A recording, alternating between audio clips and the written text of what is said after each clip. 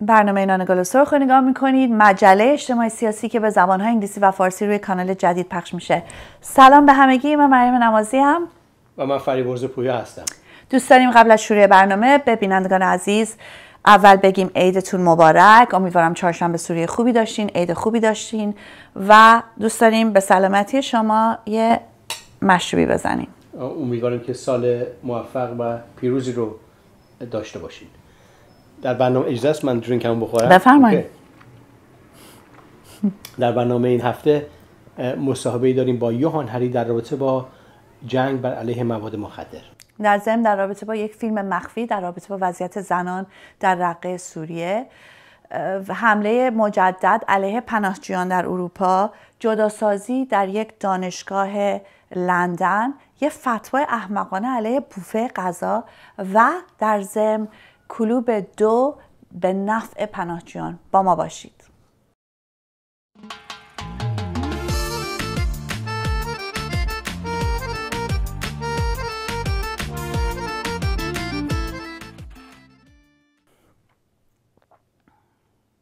در هفته‌ای که گذشت خبرهای زیادی هست. یه فیلم مخفیه که 2 زن در رقه سوریه گرفتن در رابطه با وضعیت زنان در سوریه و واقعا این فیلم آدم نگاه میکنه فکر کنم گریهش بگیره، به خاطر اینکه نشون میده چقدر زندگی آدمایی که اونجا هستن واقعا اسفناکه و به خصوص زنان. دقیقاً. و این زندگی تحت کنترل داعش نمایندگی زندگی تحت فاشیسم رو نشون میده و یک سناریو کاملا سیاه که انسان هیچ قدرتی درش نداره و جریانات و مافیای مذهبی کاملا قدرت داره. تفاوتش با ایران در اینه که و سوریه، عربستان سعودی در اینه که چقدر مردم مقاومت کردن و مردم تونستن اون صحنه رو بر علیه جریانات اسلامی باز کنن و زندگی مردم تحت جریانات اسلامی و جریانات مذهبی کاملا سیاه است.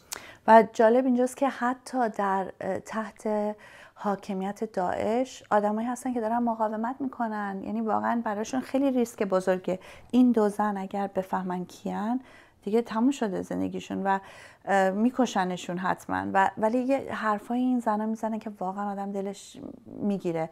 مثلا یکی از خانم‌ها گفته بود که فقط من انقدر خواهان اون روزی هستم که بتونم این نقاب و این همه‌گیر سیاهی که منو گرفته رو بردارم، بتونم نفس بکشم، تو خیابون تنها راه برم، به خاطر اینکه زنا اصلا اجازه ندارن تنهایی برن توی خیابون، اجازه ندارن درس بخونن، کار کنن.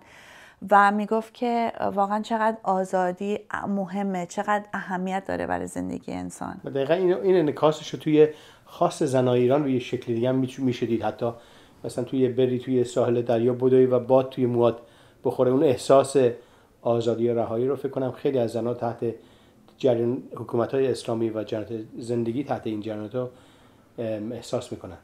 و این تظاهرات و مقاومت‌ها میشه حتی توی تحت کنترل داعش رو میشه دید. مردم اخیراً هفته گذشته تظاهرات کردن به علیه جناح‌های مختلف جریانات اسلامی و دستجات مسلح توی سوریه.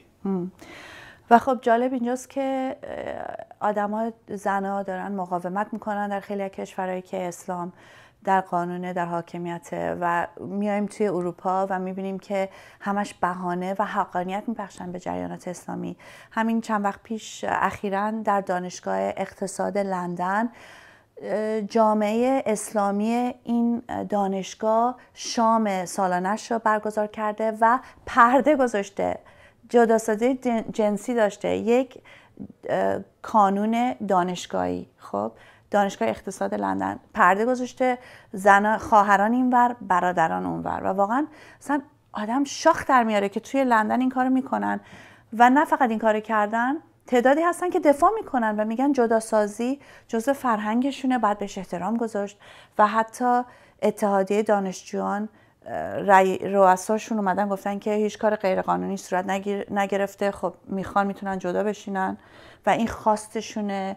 انگار اینکه یه حقه، جداسازی حقه. اینکه جدا کردن زن و مرد به عنوان همون سیاست جنات اسلامی که توی رقه با زور و تفنگ کار میکنن، توی جامعه ایران میبینیم که 30 و چند سال، نزدیک 40 سال دارن تلاش میکنن این جداسازی رو به وجود بیارن. یا توی عربستان سعودی این کار دارن میکنن، توی جوامع انجمن‌های اسلامی، توی دانشگاه‌های انگلیس و توی اروپا دارن تلاش کنن به شکل خیلی نرم، و اینکه خب حق ماست که هر جوری که می‌خوایم زندگی کنیم، هر جوری دیگه می‌خوایم بینمون پرده باشه، و سعی می‌کنن که این رو به یه شکلی به شکل نرمش انجام بدن. و این نسبت به بستگی به قدرتشون داره چقدر بتونن اعلام کنن. ولی خیلی بر علیه این دارن اعتراض میکنن، مقاومت میکنن. توی استرالیا ماه پیش در واقع تو بعد چند برنامه قبلا ما بهش اشاره کردیم که یه خانمی جنات اسلامی رو به دادگاه برده بود و پیروز شد که در مکان عمومی نمیتونین بین زن و مرد. اتفاقا تو خود انگلیس هم ما یه کمپینی داشتیم علیه جداسازی در دانشگاه و موفق شدیم و خود کمیسیون حقوق بشر این کشور گفت که جداسازی غیر قانونیه، ولی خب میبینیم هنوز اینا تلاششون رو میکنن و پله به پله باید جلوشون ایستاد. اتفاقا ما داریم یه تظاهراتی علیه همین جداسازی به زودی سازمان میدیم و هفته پیش هم یه تظاهراتی سازمان دادیم علیه محدودیت‌هایی که کسایی که رهبری اتحادیه دانشجویان هستن اعمال کردن تو دانشگاه‌ها که خیلی راحته برای اسلامیون که بیان هر چی میخوان بگن، از سنگسار دفاع کنن، از طالبان دفاع کنن، از جمهوری اسلامی دفاع کنن، ولی تا ماهایی که منتقد اسلامی سیاسی هستیم میام صحبت میکنیم کلی شرط و شروط داریم، یا قدغن میشیم یا میگن مسئله امنیتی هست، انگار اینکه ماییم که مشکل امنیتی به وجود میاریم، نه اسلامیایی که باشون دوستن. یه بخشی از این قضیه مثلا اینه که جریانات هواداران اسلامی در واقع جزء تو رهبری اتحادیه دانشجویان انگلیس هستن و مبارزه خیلی وسیعی رو بر علیه اینا شروع شده توی دانشگاه‌ها. جریانات سکولار و آزادی‌خواه انجمن‌های متفاوت کمپینایی رو شروع کردن و تلاش میکنن که این وضعیت و این پلتفرم رو عوض بکنن که همه بدون قید و شرط آزادی بیان داشته باشن، حتی عقایدی رو که آدما فکر میکنن که ناراحت کننده است، اجتماعی نیست، به عرف جامعه نمیخوره، همه باید این آزادی بدون قید و شرط رو داشته باشن، عقاید مختلف با هم بحث بشه، نظر بشه، برخورد بکنن و آدما انسان‌ها میتونن تصمیم بگیرن که کدوم از اون نظرها رو قبول بکنن. و این بکنم این اصول خیلی مهمی هست که ارزشمنده که ازش دفاع کرد. دقیقاً، یعنی واقعیت اینه که اگرم یه عقیده‌ای خیلی نفرت پراکنی باشه یا ضد زن باشه، ضد بشر باشه، هرچی، وقتی که یه عقیده باشه که البته دورش چیز نیست، خشونت وجود، مثلا سعی نمی‌کنن خشونت آمیز باشه، یه کسی داره حرفشو میزنه، ایده خودشو داره میگه، اتفاقا با سانسور که نمیشه جلوی عقاید ضد زن و ضد بشر گرفت، باید با اون عقاید جنگید، مبارزه کرد و برای اون آزادی بیان واقعا حیاتیه که بشه این جنگو کرد و اون عقایدی که عقب مونده است ضد زن رو عقب روند. دقیقاً. و این آزادی بی قید شرط بیان یکی از مهمترین پایه‌های حقوق و وجود انسانه.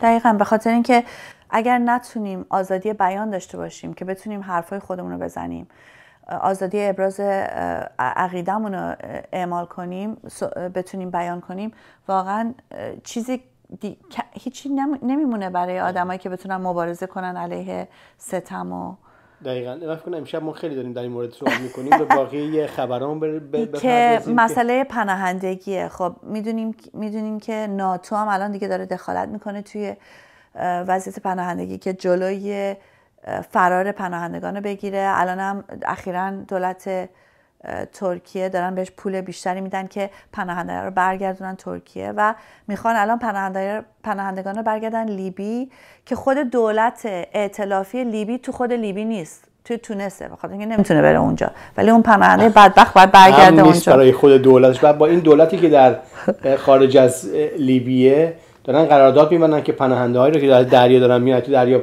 گرفتن با همون قایق شکسته برگردونن تو سواحل لیبی اونجا رها کنن و جای خیلی ناامنی. و این نشون میده که دولت‌های اروپا دارن در واقع اون اصول پایه‌ای حقوق بشر رو به این دولت‌های مثل دولت لیبی و دولت ترکیه دارن میفروشن و حقوق پایه‌ای که مال انسان هاست، مال دولت اروپا نیست که بتونه دربارش معامله کنه. حقوق پایه‌ای انسان ها رو داره میفروشه و این به نظر من فکر کنم یکی از عقب مونده ترین کارهاییه که دولت‌های اروپایی دارن میکنن و مقاومت فراوانی در برابر این هست و باید در برابر این زیر پا گذاشتن حقوق پناهنده ها و حقوق انسان ها مقاومت کرد.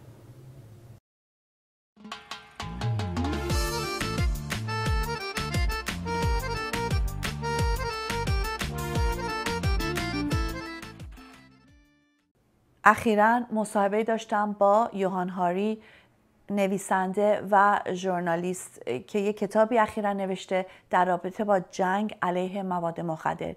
این مصاحبه واقعاً مهمه و اهمیت ویژه‌ای داره برای کسایی که تو ایران زندگی میکنن. حتماً پای مصاحبه بشینین، با ما باشید. Johan, Hari, thank you for joining us on the program. I wanted to ask about your best-selling book, Chasing the Scream, on the drug war. What are some of the main myths that you deal with in the book? Can I just say before we start, just two things might be of interest to your viewers. One is I wanted to say that I think we've known each other, Meriem, for about 15 years now, and I just want to say that you are one of the most brave and principled people I know, that I have seen you keep your cool when standing up to both kind of really frightening religious fundamentalists and right-wingers here in Europe, and you always do it with such principle, and I've always been just so... We spoke alongside each other at the many times, but I remember one time in particular when the Pope came to London and we spoke outside Downing Street, and it was... I have this surreal memory of being sandwiched between you and Richard Dawkins and Ben Goldacre throwing condoms into the crowd that had been blown up, and then...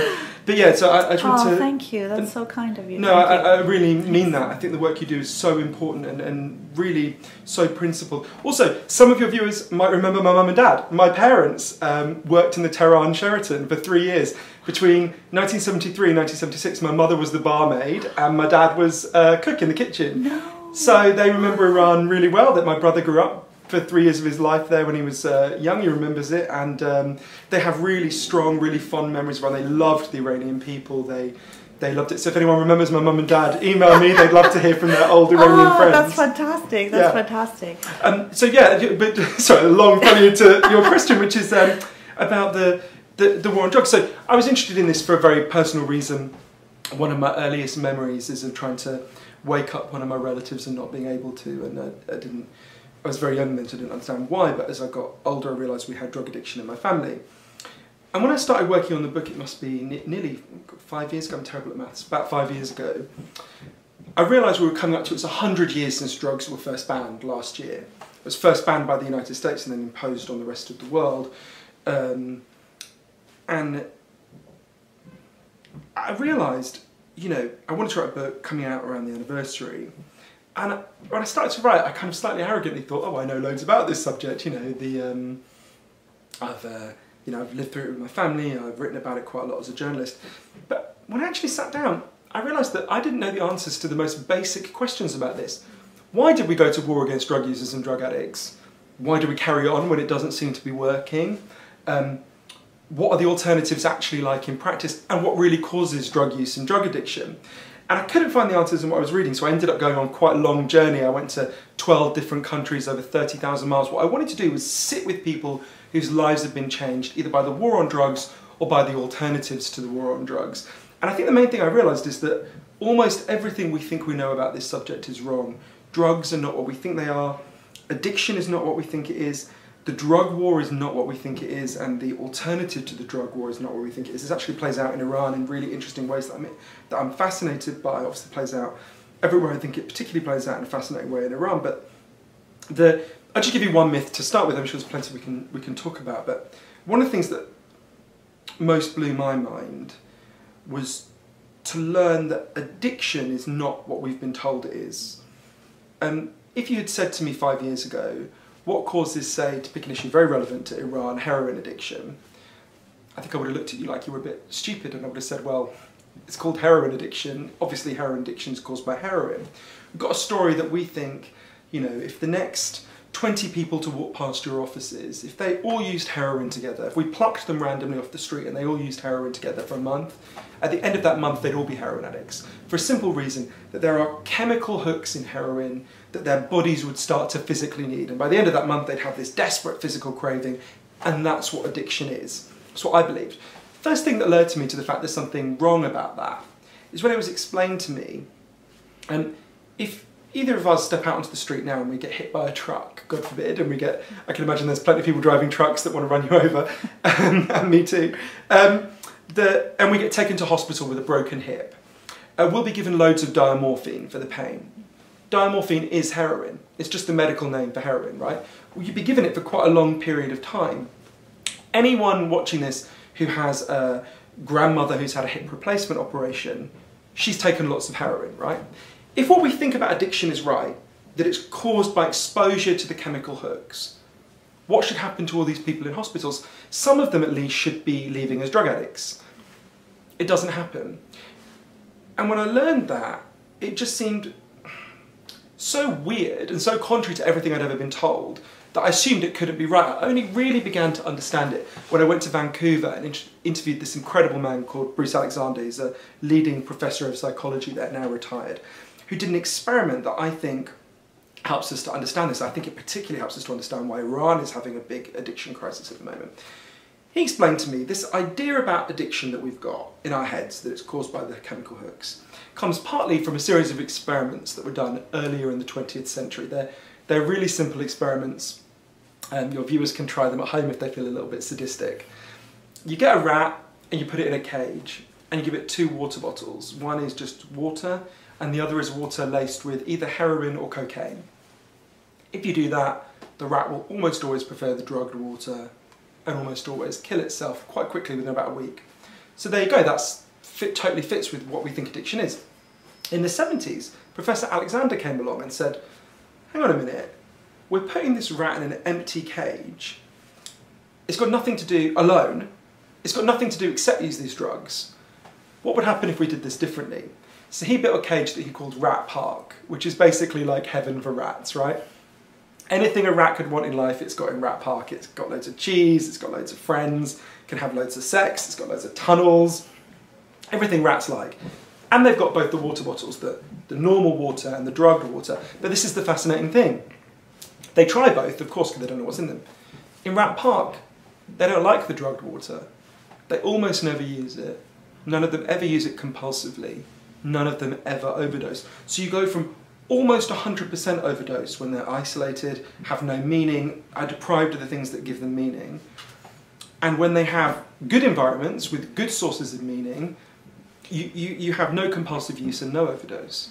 I think it tells, and there's loads of human examples I can talk about, but I think it tells you something really fundamental. So fundamentally, drug addiction is a social problem?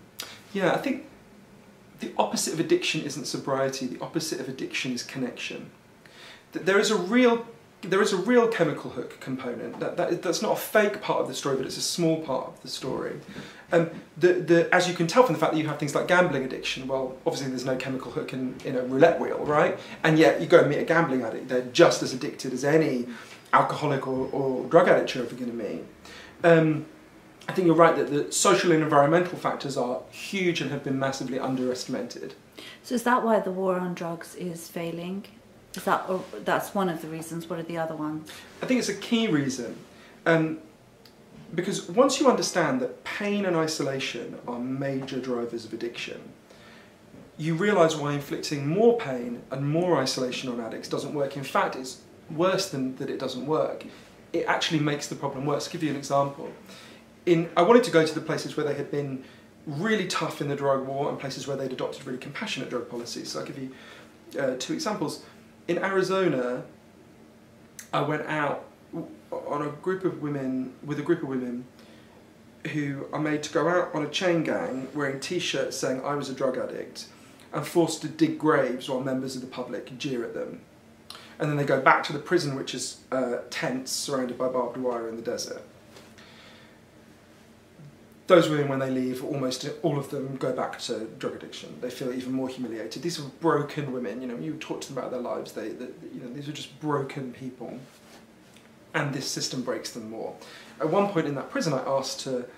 The women were terrified of this thing called the hole, which is the solitary confinement block. And I asked to see the hole. And I was really surprised that the guards took me to see the hole. And the women were... It was just a kind of airless cell, kind of... I mean, it was literally air, but, you know, it was just a cell where the woman is put alone with nothing for a month. And I looked at this and I suddenly thought, this is the closest you could ever get to a human recreation of the cages that guaranteed addiction in RAS. And this is what we're doing, thinking it'll make these women stop being addicted. It was crazy. So you can see it there, but if you look at a place that went completely beyond the war on drugs in a really interesting way, which I think helps us to understand it as well. So in the year 2000, Portugal had one of the biggest drug problems in the world, actually even bigger than the one in Iran at the moment. 1% of the population was addicted to heroin, which is extraordinary. And every year they tried the Iranian/American way more, they arrested more people, they imprisoned more people, and every year the problem got worse. And one day, the Prime Minister and the leader of the opposition got together and basically said, look, we can't go on like this, what are we going to do? So they decided to set up a panel of scientists and doctors, and they said to them, you guys go away, look at the best evidence about addiction, including what we've just been talking about, come back and tell us what will solve it, and we've agreed in advance we'll do whatever you recommend. So just took it out of politics in a really smart way. I don't think they thought the panel would recommend something quite as radical as they did, but anyway, the panel came back, led by this amazing man called Dr. Juan Goulart, who I got to know, and they said, decriminalise all drugs, from cannabis to crack, but, and this is the crucial next step, take all the money we currently spend on making addicts' lives worse and spend it instead on turning their lives around. And what's interesting is that money, and that they did it, it wasn't, it's not really what we think of as drug treatment in Britain and the US. So they did some rehab, some psychological support, but actually the biggest thing they did is the opposite of what we do. They set up a huge program of job creation for addicts.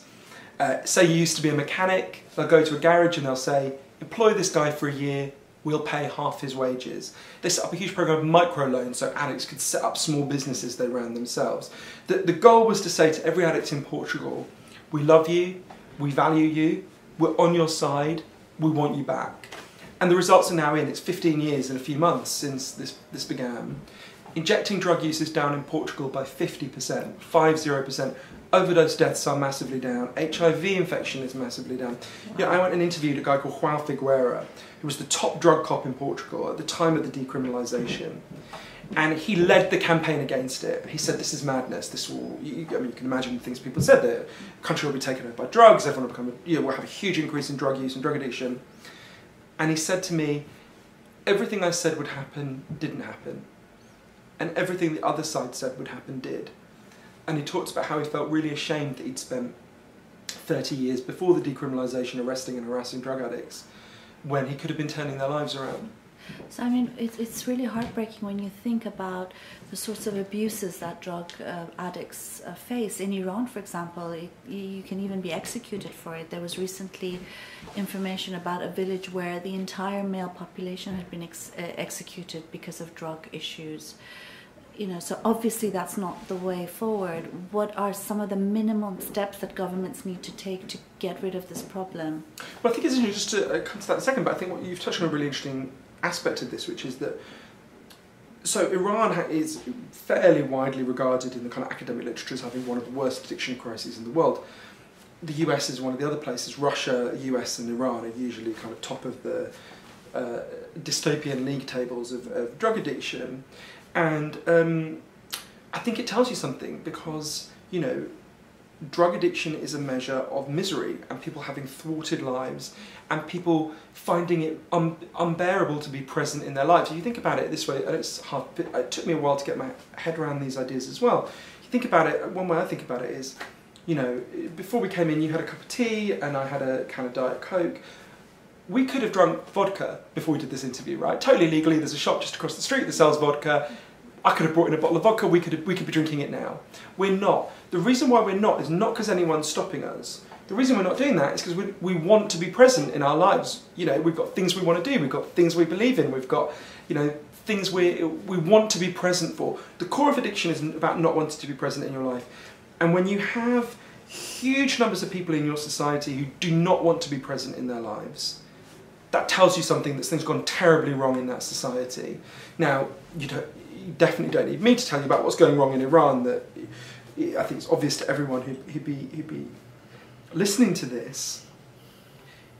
There's also a parallel horrendous addiction crisis in the United States. You know, for the first time in the history of the United States, average male life expectancy among white men has fallen. Literally for the first time since the inception of the country, overwhelmingly because of addictions and suicide. Again, I think it's a sign that there's something terribly wrong with that society and that culture, as well as with Iran, a lot of things that they do right and a lot of admirable aspects to both societies as well. So I think it really tells you something. In terms of... So is it decriminalisation as the first step, basically? Well, so there's an interesting debate. So what we've talked about is the harm that's caused to drug addicts, right, and drug users, who are different categories. The vast majority of drug users are not addicts. The vast majority of drug users, just like the vast majority of people who drink alcohol, are not alcoholics, right? So most people who use currently illegal drugs, including cocaine and heroin, and that surprised me when I looked at the figures, but they're very clear, are not addicts. They're doing it for the same reason that, a lot of my friends would have a glass of wine or a glass of vodka. But so we've talked about that. I actually think the biggest harm caused by the war on drugs is not, obviously it's very close to my heart, I think it's horrendous. The biggest harm is a whole other thing, which is the violence caused by the system of prohibition. Again, this plays out in Iran in very significant ways. So best way to explain it is, when you ban a drug, obviously it doesn't vanish, right? It's transferred from the people who used to control it, doctors, pharmacists, legal businesses, to armed criminal gangs. And that has a real effect. Best way to understand the effect is, if you imagine, if you or I now, maybe I've depressed you so much, we decide to go and steal a bottle of vodka from the liquor store across the street, the off-licence across the street. If that store catches us, they'll call the police, and the police will come and take us away. So that liquor store doesn't need to be violent, it doesn't need to be intimidating. They've got the power of the law to uphold their property rights. If, on the other hand, we decided to steal a bag of cannabis or a bag of cocaine from the people who sell it in this area, and they sell it in this area like they do in every part of London and every part of the world, if that guy catches us, obviously he can't ring the police, right? The police will come and take him away. He'd have to fight us. Now, if you're a drug dealer, you don't want to be fighting all the time, right? So you have to establish your reputation for being so frightening that people won't be so foolish as to come and pick a fight with you. You have to establish your place in that neighbourhood by fighting off other drug dealers. The war on drugs creates a war for drugs with a huge amount of violence. Milton Friedman, the Nobel Prize winning economist, calculated there are 10,000 additional murders every year in the United States as a result of that. Now, I learned a lot of this from spending a lot of time with a transgender crack dealer in Brooklyn called Chino Hardin, who I write about in Chasing the Scream, and with a hitman for one of the deadliest Mexican drug cartels, which we can talk about in a second. But so that's bad enough in a place like London. If you're on the supply route countries, where huge chunks of the economy are therefore taken over by armed criminal gangs, you're talking about a devastating amount of violence. I spent time in northern Mexico. I just came here from Colombia. More people have died in the drug war violence in Mexico and Colombia than have died in Syria in the civil war, right? You compare how much we talk about Syria, quite rightly, we should talk about Syria and we should do what we can, but we almost never talk about the drug war related violence. And that violence is entirely caused by prohibition. And if you want to know proof of that, ask yourself, where are the violent alcohol dealers? Does the head of Guinness go and shoot the head of Smirnoff, right? Do the kids who work in the local supermarket in the liquor aisle, do they go and stab the people who work in the off-licence? Of course not. That happened under alcohol prohibition. We all know who Al Capone was, right? Exactly what happened. That violence ended the day alcohol prohibition ended, because it was transferred from a prohibited market to. So I think the case you referenced, I'd want to go and look it up again, but the case you referenced of the Iranian village where there was the massacre, and there have been a whole series of massacres in Iran and other parts of the region. And my understanding is I think that's a village that was associated with drug trafficking rather than drug addiction. And again, sometimes you get a kind of attitude which is, oh well, we'll have some sympathy for the addicts, but people involved in the trade, they deserve their killing, they deserve the horror they're getting, and it's a less popular cause. Actually, if I think about Chino, the crack dealer I got to know in Brooklyn, If I think about Rosalio, who was a hitman for the Zetas, which is one of the worst Mexican drug cartels, they didn't deserve to die. You know, they were born in awful circumstances, they had awful lives, which doesn't, I don't condone the acts of violence that they committed, particularly Rosalio, but, you know, and I think, so this kind of mad logic, and Iran is one of the worst offenders in the world for, you know, extreme human rights violations against anyone suspected of being involved in the drug trade. I think are a disaster. There's actually a terrible case. I'm going to say their names wrong. You told me how to say it. Alaei. Yeah, the Alaei brothers. So obviously from the kind of Khamenei revolution in 1979, or the hijacked revolution hijacked by Khamenei in 1979, to the late 90s, Iran has these very brutal drug policies, somewhat analogous to what Russia has now, where basically anyone who has anyone who's found with drugs in any way is horrifically abused. And one of the effects when you do that, so this intersects with the AIDS crisis in a really disastrous way, which is that if you arrest people who are found with needles, for example, which was done in Iran, which is done now in Russia, it was done in the United States briefly during the AIDS crisis, the height of the AIDS crisis there. What it means is addicts don't want to carry needles, so they'll share needles. Now, if you want to spread AIDS, that's what you do, right? You would punish people who are found with needles, because then they'll have to share them, and then the virus is supersized, is metastasized, right? I interviewed a guy called Eric Sterling, who was wrote the drug laws for the United States in the 80s. He was the lawyer on the House subcommittee who they turned what the senators and congressmen want to happen into the wording of the law. And he remembered a time, I may be getting some of the details wrong, but he remembered a time when at the height of the AIDS crisis, you know, health advisors would come in and say basically what I just said, and some of the people there would be like, well, do we want them to live? I mean, good, we'll get rid of them all. You know, and I think there was a similar attitude in Iran. There's certainly a similar attitude in Russia at the moment, where the Russian drug czar, Viktor Ivanov, is a complete maniac. But in the 90s, the late 90s, because of course, even if you have a completely annihilationist view towards drug users, we want them all to die, you can't contain an HIV crisis among drug users. Drug users have sex with other people, they have children and all sorts of other things. So at that point in the late 90s, and of course this very slight opening of the reformists at the time, you had a movement towards harm reduction. Late in the day, but it happened. These extraordinary brothers that we're talking about, both doctors, they led a harm reduction program really bravely. It massively reduced the HIV transmission in Iran. There will be people watching this program who are alive now because of that program.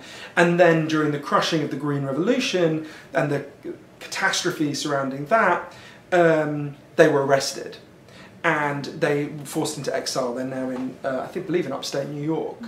And harm reduction has been disrupted. It's not been entirely shut down in Iran, but it's been disrupted. That has catastrophic consequences, of course, for the people of Iran. So you mentioned there's a UN meeting that happens every 10 years. What are some of the things that you're hoping would come out of this meeting that would help people in Iran, in Russia, in the US and elsewhere? This is going to be a really exciting and important moment. So basically, once every 10 years, the UN has a kind of big drug war jamboree. It's called the UNGAS, the UN General Assembly Special Session. And it's a bit like the climate talks, but full of awful people. And it's happening 2 years early because Colombia and Mexico and Guatemala asked for it to happen early. And it's a really important moment because so basically every time it's happened before, countries turn up and they go, yeah, we're going to rid the world of drugs. Their actual official slogan is, a drug-free world, we can do it. Which I think tells you something about how removed from reality that is. I was speaking the other day to the Czech drug minister, the drug minister for the Czech Republic, and he said, you know, to find slogans as crazy as that, you have to think about the communism I grew up under. You know, like, I mean, it's ludicrous, the idea that you can have a drug. There's never been a drug-free world, you know. Good luck with that. But this is going to be a really exciting moment because this is the first time when a significant number of countries are going to turn up and say, we're not doing this anymore. Enough. So it's an interesting mixture of countries. In the last couple of weeks, I've spoken to the, it must be more than that, last month.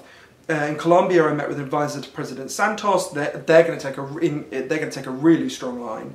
The Jamaican drugs minister, Mark Golding, who's a justice minister, I should say, who's an amazing man. The Czech drug minister, whose name I cannot pronounce, I'm not going to try. Looks like Portugal, Switzerland, Uruguay, and a few other places are going to just say no more. So on the one hand, you've got this reform bloc. On the other hand, you've got this bloc of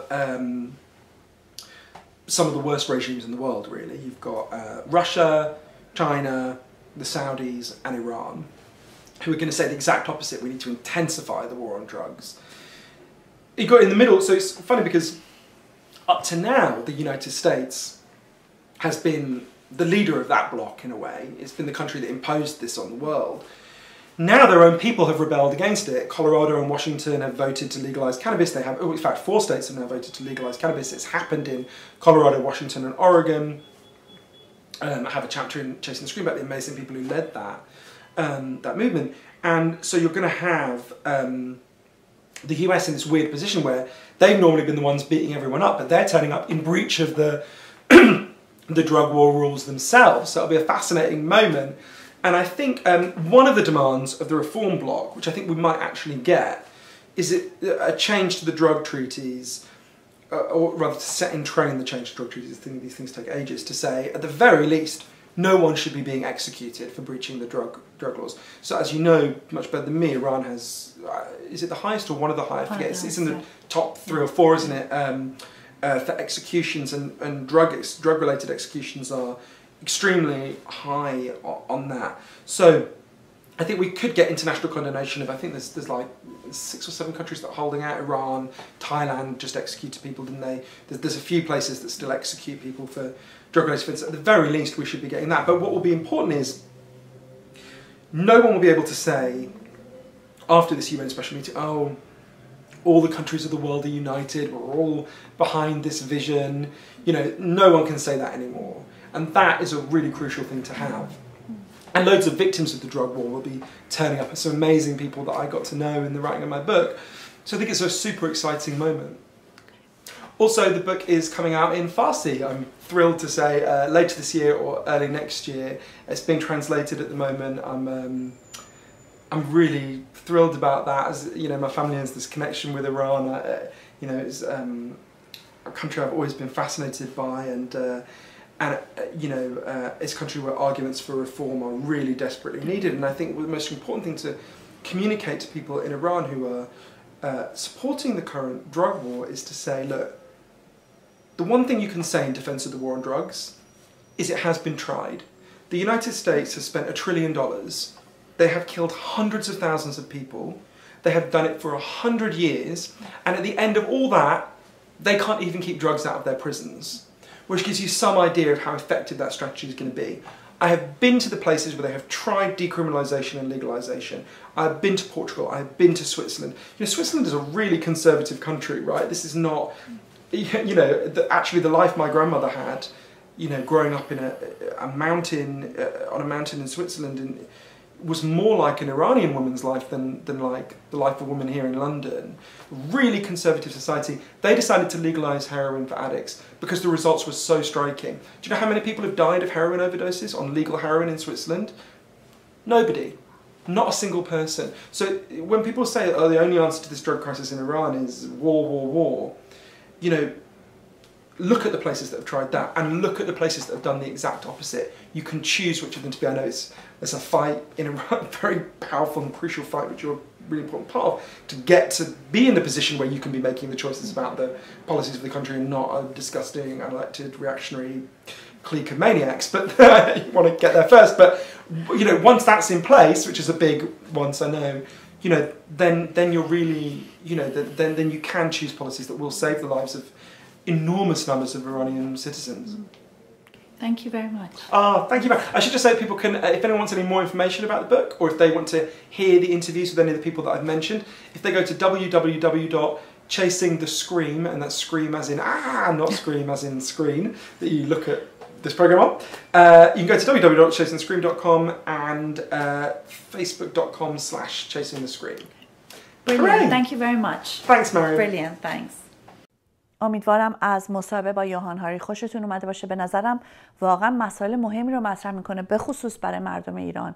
میبینیم الان مثلا سال گذشته نزدیک به 1000 نفر اعدام شدن تو ایران، بیشترین اعدام ها پر کپیتا در جهانه و خب میدونیم درصد بالای این اعدام ها برمیگرده به اعدام هایی مربوط به مواد مخدر و خب سازمان ملل از اون ور داره حمایت میکنه از جنگ علیه مواد مخدر جمهوری اسلامی و به یه نوعی داره به این اعدام ها کمک میکنه، داره حمایت میکنه به یه نوعی. حتی نماینده حقوق بشر در رابطه با ایران احمد شهید هم همین اصلا صداش در اومده، میگه که باید سیاست های یون نباید کمک بکنه به اعدام های بیشتر و توی خود سازمان ملل و خیلی از کشورها بر علیه این سیاست نظامی کردن مبارزه بر علیه مواد مخدر مخالفن. الان سران کشورهای آمریکای لاتین هم صداشون در اومده و خیلی ها مخالف این سیاست هستن. یک سیاست کاملا شکست خورده است و توی جامعه ایران این کاملا معلومه که مواد مخدر، مبارزه با مواد مخدر باید مبارزه برای بهبود و بهداشت مردم باشه و این چیزی که سازمان‌های نظامی اکثرا حاضر نیستن دست به این کار بدن، به خاطر اینکه حفظ امکاناتشون، روابطشون در گروه مبارزه با مواد مخدره.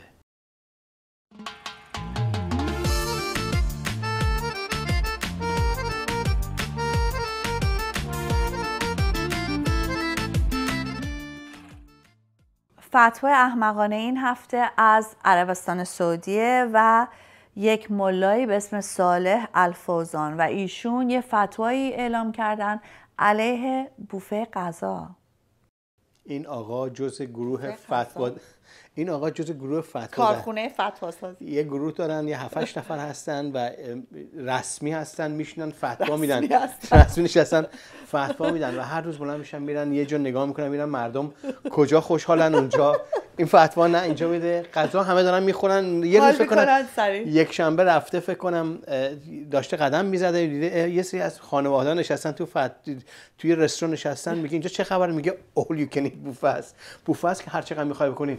نه فتوا، بخاطر که من خوشم از نمیاد راه میرم فتوا میدم. بعد نوشته که هر کی که وارد بوفه بشه و برای 10 یا 50 ریال غذا بخوره بدون اینکه از قبل تصمیم بگیره چقدر میخواد بخوره، در تناقض با قوانین شهر. اصلا این باید نمیدونم رئیس دنیا بشه، اینقدر چیز تفکرش بالاست. چقدر براش هم دلیلم گذاشته، فکر کرده دلیل گذاشته. چه دلایلی؟ دیوانن اینا واقعا. برین بوفه هر چی میخواین بخورین، حال کنین، عیدتونم مبارک.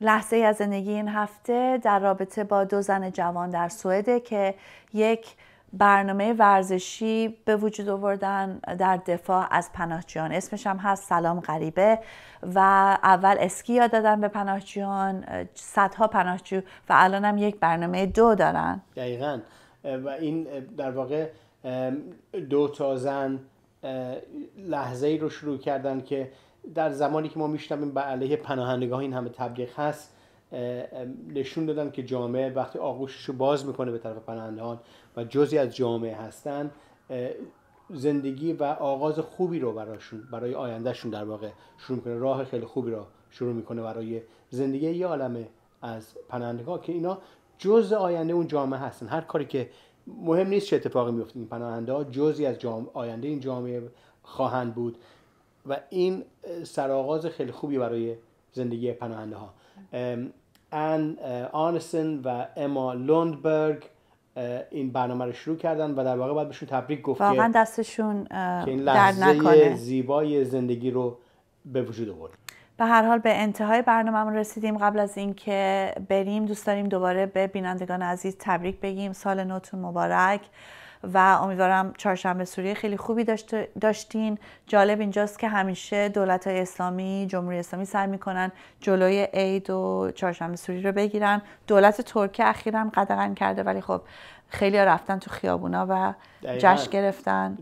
خامنه هم توی ایران قبل از چهارشنبه سوری مثل هر سال تلاش کرد که فتوای احمقانه خودش رو بده و بگه که این کاملا هیچ بنیان اسلامی نداره چهارشنبه سوری. خب همه مردم ریختن تو خیابون. من نشون دادم که بنیان تو جامعه ایران داره، زندگی و شادی و جشن آماده کردن خودشون برای سال نو.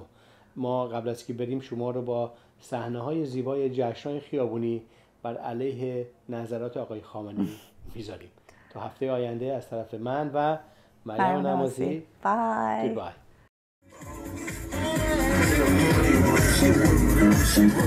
She break it down, she take it low, she fine as hell, she pop it up, she doing a thing out on the floor. Money, she make it, look at the way she shake it, make it more touch, make it more taste, the hell you love the price tags,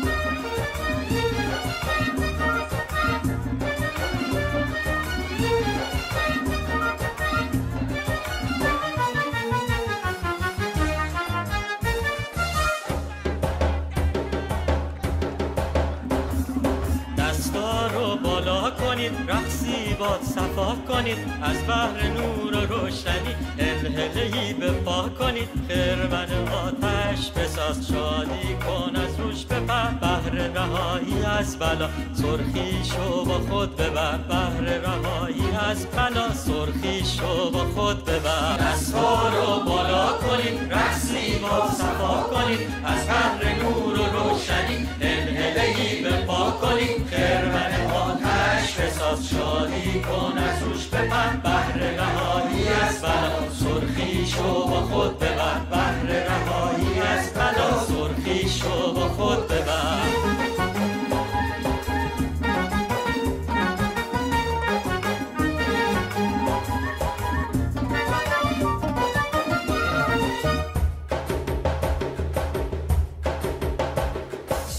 شب چهارشنبه سوریست غم و از یادت ببر شادی های این شبا همه جا با خود ببر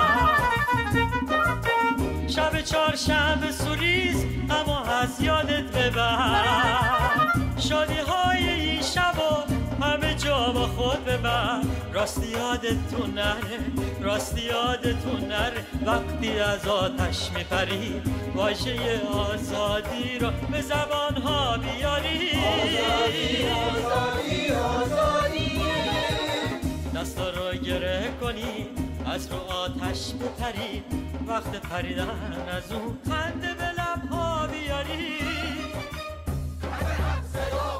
زردی من از تو سرخی تو از من زردی من از تو سرخی تو از من زردی من از تو سرخی تو از من زردی من از تو سرخی تو از من دستا رو بالا کنید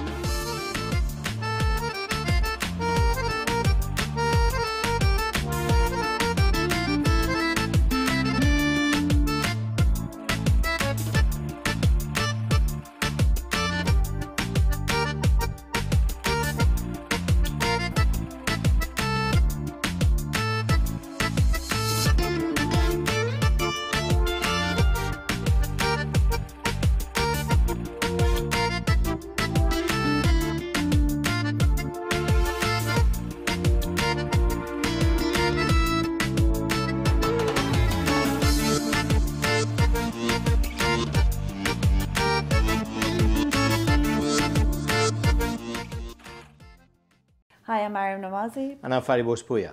We're hosting a program called Bread and Roses. It's a weekly program that's broadcast in Persian and English in the Middle East and North Africa, primarily Iran as well. And it's also shown on YouTube internationally. And we've been doing this since last May. We're coming up to our year's anniversary, and we've had quite a lot of fun making these videos. We discuss taboo-breaking, free-thinking ideas. The Islamic regime of Iran has called us immoral and corrupt. And that's why you need to support us. We are the alternative voice in Middle East and North Africa. Of corruption and immorality. So do support us. Here's a short video from Patreon that explains how you can help us with even just $1 a week. That's nothing. Support us.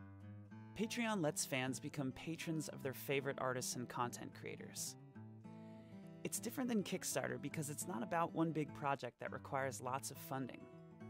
It's more for bloggers or YouTubers or webcomics, anyone who creates on a regular basis. Here's how it works. When you become a patron, you're agreeing to give an artist a tip of an amount you set every time they release a piece of content, whether it's a new song, a video, or a recipe. You can set a monthly maximum to make sure that you're always within your budget. Choose an amount, enter your payment information, and you're done. Becoming a patron allows you to view and post in the artist's stream, and in exchange for your support, artists offer additional patron packages, which might include monthly Google Hangouts, music production tutorials, pre-sale concert tickets, or anything they can offer as a way to say thanks. Patreon, empowering a new generation of content creators.